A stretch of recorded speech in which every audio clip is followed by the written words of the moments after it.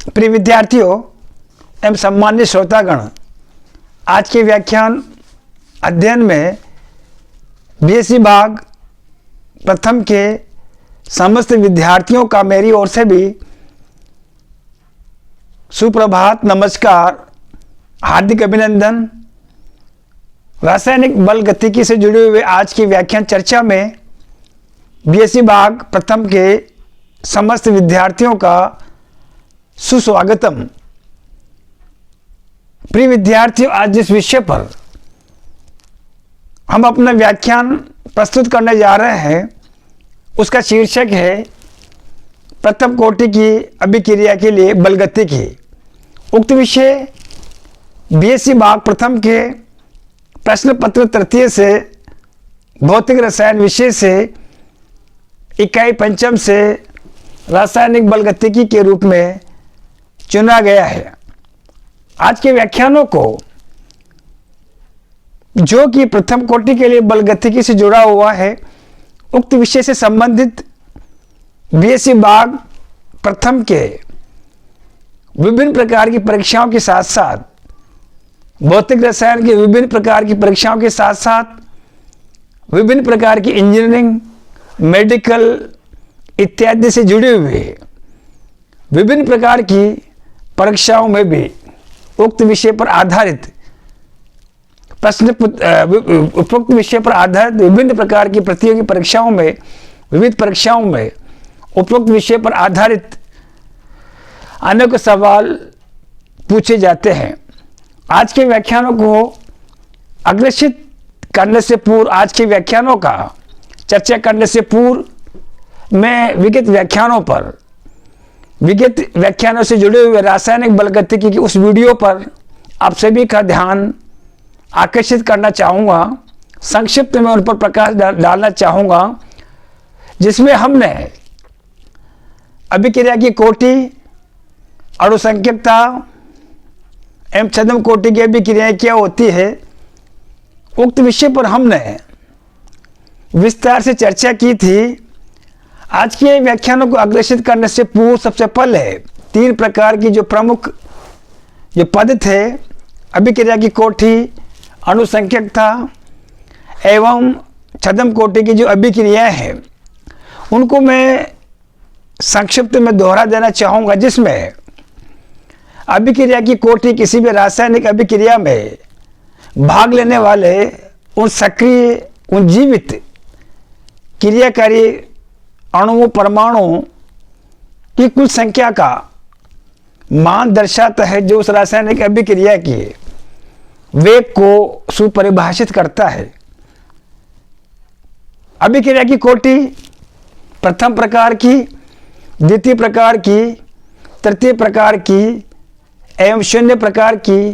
कोटि की अभिक्रियाएं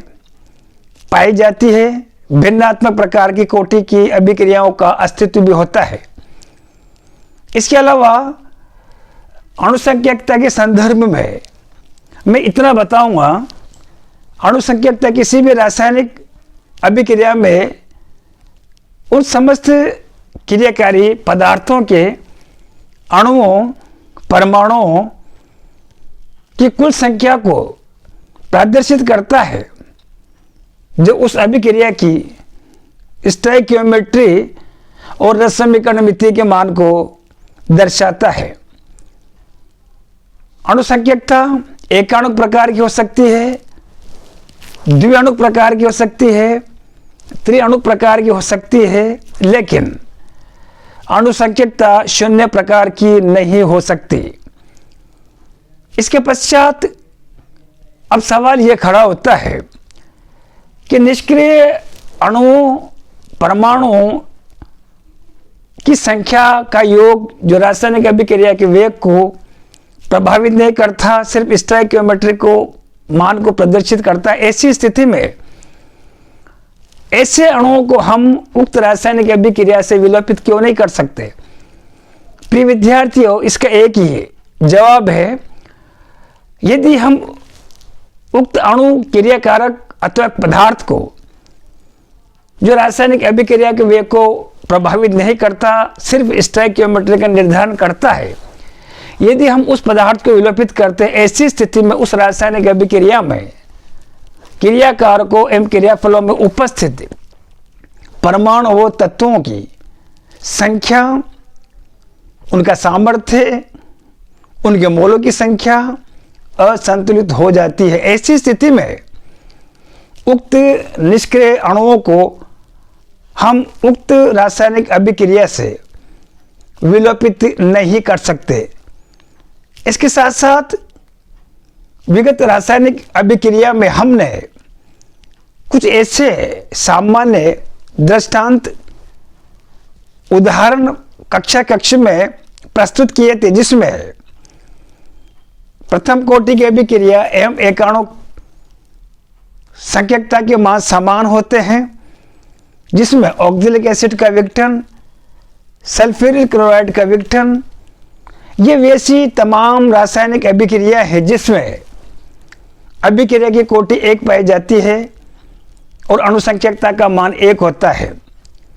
प्रथम कोटि की अभिक्रिया को यदि हम सुपरिभाषित करें तो उसको इस तरह से सुपरिभाषित कर सकते हैं, किसी भी रासायनिक अभिक्रिया में रासायनिक अभिक्रिया का वेग सक्रिय द्रव्यमान के नियम से यदि क्रियाकारक की प्रारंभिक सांद्रता के इकाई घात के समानुपाती हो, ऐसी स्थिति में उस रासायनिक अभिक्रिया के लिए कोटि का मान 1 होता है। यदि हम एकाणु को सुपरिभाषित करें कि एकाणु अणुसंख्यकता वाली अभिक्रिया क्या होती है, तो एकाणु रासायनिक अभिक्रिया वो अभिक्रिया होती है जिसमें रासायनिक अभिक्रिया में भाग लेने वाले अणुओं की कुल संख्या का मान 1 होता है। इसके अलावा द्वितीय परिस्थिति में हमने अणु एवं द्वितीय कोटि की अभिक्रिया के संदर्भ में भी विस्तार से अपने विचार प्रस्तुत किए थे, जिसमें एक द्वितीय कोटि की अभिक्रिया वो अभिक्रिया होती है जिसमें रासायनिक अभिक्रिया का वेग क्रियाकारी पदार्थ की प्रारंभिक सांद्रता के द्वितीय घात के समानुपाती होता है सक्रिय द्रव्यमानों की सांद्रता के गुणनफल के। उक्त क्रम में द्विअणु कोटि की अभिक्रिया वो अभिक्रिया होती है जिसमें किसी भी रासायनिक अभिक्रिया में भाग लेने वाले कुल अणुओं की संख्या का मान 2 होता है। प्रमुख उदाहरणों में हमने एस्ट्रो का साबुनीकरण की अभिक्रिया, नाइट्रोजन और ऑक्सीजन का आपस में क्रिया करके नाइट्रिक ऑक्साइड का बनना, हाइड्रोजन और आयोडीन का आपस में क्रिया करके HCl का बनना इत्यादि रासायनिक अभिक्रिया में सम्मिलित था। इसके अलावा एक तृतीय कोटि की अभिक्रिया वो अभिक्रिया होती है जिसमें रासायनिक अभिक्रिया का वेग क्रियाकारी पदार्थ की प्रारंभिक सांद्रता के तृतीय घात के समानुपाती होता है। और त्रिअणुक अभिक्रिया वो अभिक्रिया होती है जिसमें उस रासायनिक अभिक्रिया को संपन्न करवाने में 3 अणुओं का उपस्थित होना आवश्यक होता है, जिसका प्रमुख उदाहरण रेडॉक्स अभिक्रिया फेरिक क्लोराइड का स्टेनस क्लोराइड के साथ उपचार अभिक्रिया उक्त तृतीय कोटि की अभिक्रिया में हमने समावेशित किया था। इसके अलावा शून्य कोटि की अभिक्रिया के संदर्भ में विगत रासायनिक बलगतिकी से जुड़े व्याख्यान में हमने एक महत्वपूर्ण दृष्टांत प्रस्तुत किया था, जिसमें सबसे पहले शून्य कोटि की अभिक्रिया को सुपरिभाषित करना था। शून्य कोटि की अभिक्रिया वो अभिक्रिया होती है जिसमें रासायनिक अभिक्रिया का वेग क्रियाकारी पदार्थ की प्रारंभिक सांद्रता की 0 घात के समानुपाती होता है। लेकिन सवाल ये खड़ा होता है कि शून्य कोटि की अभिक्रिया को किस तरह से प्रदर्शित किया जाए।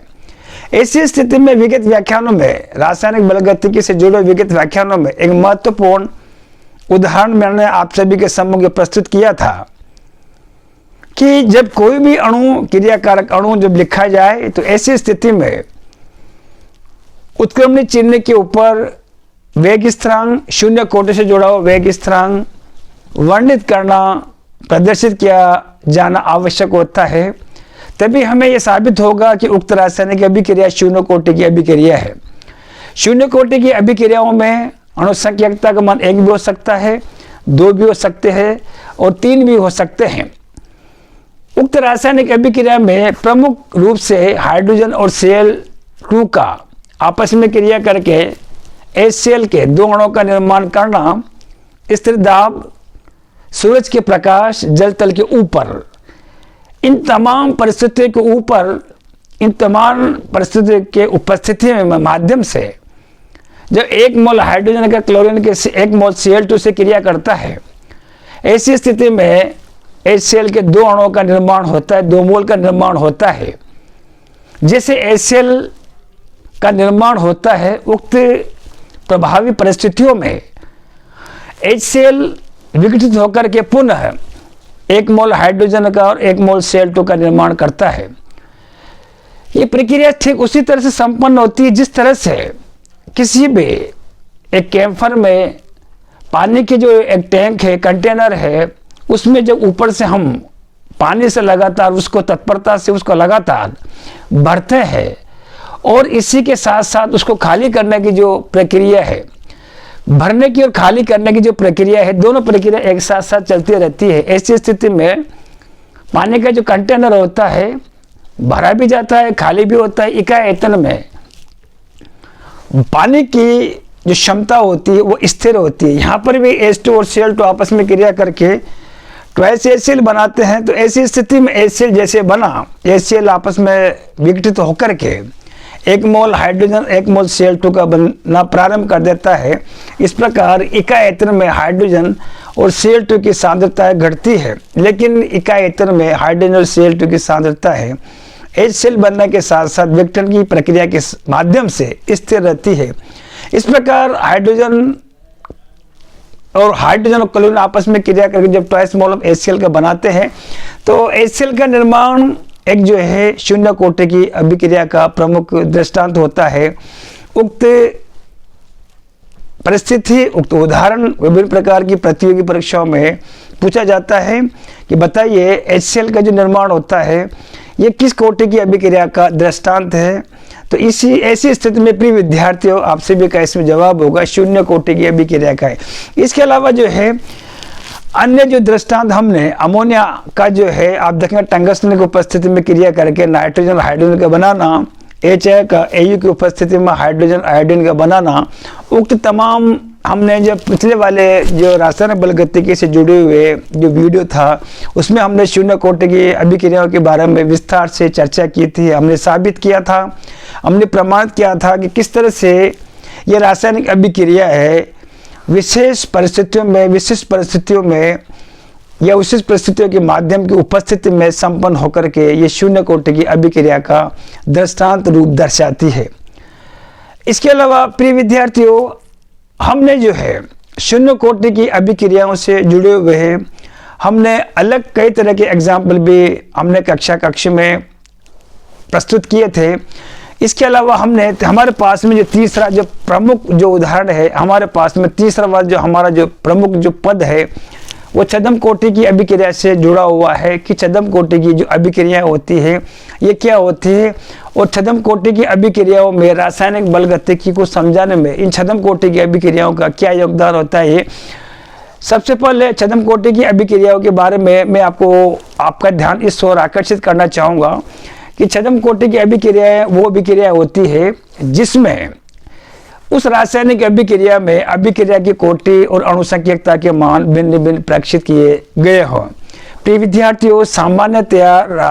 रासायनिक बल गतिकी में एक प्रमुख अभिगृहित, एक प्रमुख नियम, एक प्रथम सिद्धांत जो है वो इस तरह से है, कोई भी रासायनिक अभिक्रिया जो संपन्न होती है तो ऐसी स्थिति में